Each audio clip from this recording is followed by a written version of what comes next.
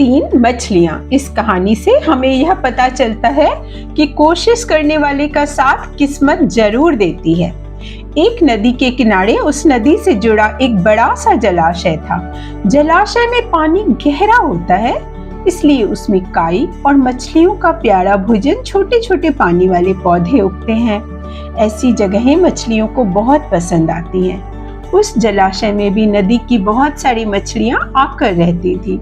अंडे देने के लिए तो सभी मछलियां उसी तालाब में आती थी।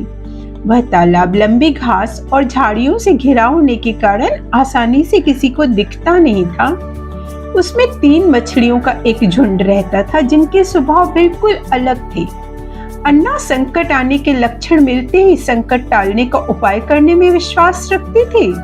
प्रत्यु कहती थी कि संकट आने पर ही उससे बचने की कोशिश करो, और यद्दी का तो ये सोचना था कि संकट को टालने या उससे बचने की बात ही बेकार है। करने कराने से कुछ नहीं होता, होता वही है जो किस्मत में लिखा होता है। एक दिन शाम को मछुआरे नदी में मछलियां पकड़कर घर जा रहे थे।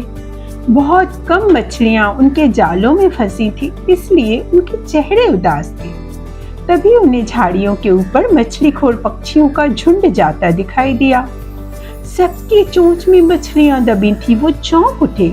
एक ने अनुमान लगाया, दोस्तों लगता है झाड़ियों के पीछे नदी से जुड़ा जलाशय है जहां इतनी सारी मछलियां पल रही हैं। मछुआरे खुश होकर झाड़ियों में से होकर जलाशय के तट पर आ निकले और ललचाई नजर से मछलियों को देखने लगे। एक मछुआरा बोला, आहा, इस जलाशय में तो मछलियां भरी पड़ी हैं। आज तक तो हमें इसका पता ही न लगा। यहाँ हमें ढेर सारी मछलियां मिलेंगी। दूसरा बोला। तीसरे ने कहा, आज तो शाम घिरने वाली है, कल सुबह आएंगे और यहाँ जाल डालेंगे। इस तरह तीनों मछुआरे दूसरे दिन का प्रोग्राम तय करके चले गए। तीनों मछलियों ने मछुआरे की बात सुन ली। अन्ना ने कहा, साथियों तुमने मछुआरे की बात सुनी, अब हमारा यहाँ रहना खतरे से खाली नहीं। समय रहते अपनी जान बचाने का उपाय करते हैं। मैं तो अभी इस जलाशय को छोड़कर नहर के रास्ते नदी में जा रही हूँ।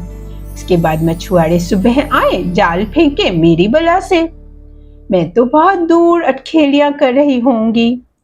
प्रत्यु मछली बोली, तुम्हें जाना है तो जाओ, मैं तो नहीं जा रही। अभी खतरा कहाँ आया है जो घबराऊं, हो सकता है संकट आए ही नहीं। उन मछुआरों का यहाँ आने का कार्यक्रम रद्द हो जाए, उनके जाल को चूहे कुतर जाएं, उनकी बस्ती में आग लग जाए। हो सकता है भूचाल आकर उनके गांव को बर्बाद कर दे, या फिर रात को मूसलाधार बारिश आ जाए और उनका गांव बह जाए। उनका आना तो निश्चित नहीं है, जब वहां आएंगे तब की तब सोचते हैं। हो सकता है कि उनके जाल में मैं फंसूं ही नहीं। यद्दी ने अपनी भाग्यवादी बात कही, भागने से कुछ नहीं होगा। मछुआरों को आना है तो आएगा, हमें जाल में फंसना है तो फंसेंगे। इस तरह अन्ना तो उसी समय वहां से चली गई। प्रत्यु और यद्दी जलाशय में ही रही। सुबह हुई, मछुआरे अपने जाल को लेकर आए और लगे जलाशय में जाल फेंकने, मछलियां पकड़ने। प्रत्यु ने संकट को देखा, लगी जान बचाने के उपाय सोचने। उसका दिमाग तेजी से काम करने लगा। आसपास छिपने के लिए कोई खोखली जगह भी नहीं थी। तभी उसे याद आया कि उस जलाशय में काफी दिनों से एक मरे हुए ऊदबिलाव की लाश तैर रही है, वह उसके बचाव के काम आ सकती है। जल्द ही उसे वह लाश मिल गई। लाश सड़ने लगी थी।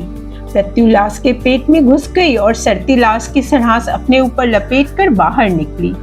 थोड़ी ही देर में मछुआरों के जाल में प्रत्यु फंस गई।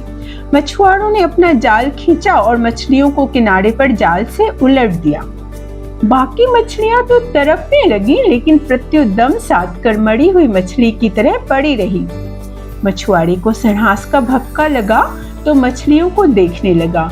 उसने निश्चल पड़ी प्रत्यु को उठाया, सूंघा, यह तो कई दिनों की मरी मछली है, सड़ चुकी है।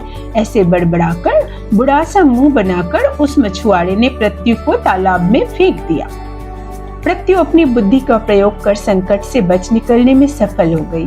पानी में गिरते ही उसने गोता लगाया और सुरक्षित गहराई में पहुंचकर जान की खैर मनाई। यद्दी भी दूसरे मछुआरे के जाल में फंस गई थी, एक टोकरे में डाल दी गई थी। भाग्य के भरोसे बैठी रहने वाली यद्दी ने उसी टोकरी में अन्य मछलियों की तरह तड़प तड़प कर जान दे दी। तो बच्चों समझ गए ना कि जो कर्म में विश्वास रखते हैं और काम को प्रधान मानते हैं वो भाग्य उनका साथ देता है।